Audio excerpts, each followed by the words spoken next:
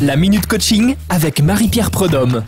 Bonjour à tous, nous sommes en décembre et c'est la Minute Coaching. Marie-Pierre, bonjour. Bonjour Julie. On évoque avec vous ce mois-ci évidemment à l'approche des fêtes de fin d'année, également dans le milieu professionnel, de la relation avec les autres. On peut le dire que c'est un sujet qui va bien toucher cette fin d'année. Tout à fait, on se dit derrière les réjouissances de fête, eh bien il y a souvent un autre décor qui est celui des appréhensions que peuvent avoir certaines personnes de se retrouver confrontées à certains contacts et un peu comme dans l'obligation de se rendre à certaines fêtes de famille ou certaines fêtes de fin d'année au travail. Et à cette occasion, durant ce mois de décembre, on vous propose des clés, des techniques pour pouvoir s'auto-analyser dans la relation et analyser la situation en long et en large du relationnel.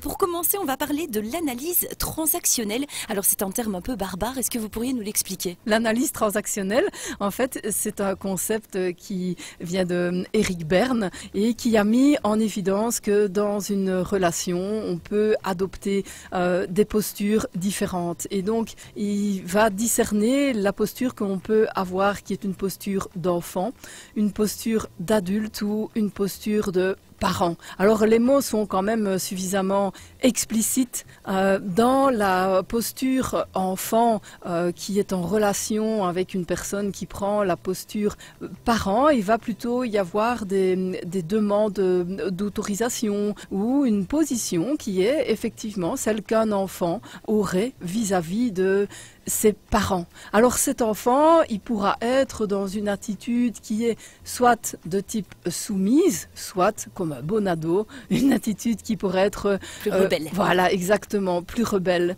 Et donc, on part du postulat que selon la posture qu'on va adopter, eh bien, ça va influencer la réponse de l'autre et donc la posture de l'autre. Si je m'adresse à l'autre avec un discours d'adulte en considérant l'autre comme un adulte, eh bien, évidemment, je n'aurai pas le même résultat dans ma communication et dans mes interactions. Oui, justement, donc cet outil, est-ce que c'est pour s'auto-évaluer dans la relation ou on peut également évaluer l'autre?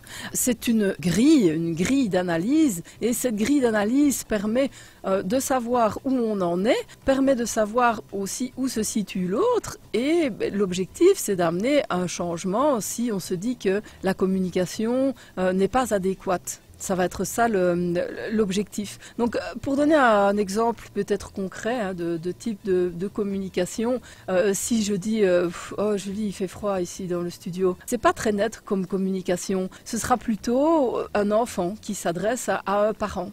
Tandis que si je dis tiens Julie, est-ce que l'air conditionné est réglé comme il faut? Est-ce qu'on pourrait regarder parce que moi j'ai un petit peu froid et vous, comment est-ce que vous vous sentez dans la pièce? Le discours est beaucoup plus adulte et donc l'interaction va tout de suite être teintée par le premier, quelque part, qui amorce la conversation. Et on va pouvoir ajuster s'il y a lieu grâce à cette grille de décodage. Et donc voilà, ce sera tout pour l'analyse transactionnelle. On invite nos auditeurs peut-être à réécouter cette capsule pour pouvoir analyser plus facilement et utiliser cette clé dans le relationnel. On parlera du triangle de Karpman la semaine prochaine.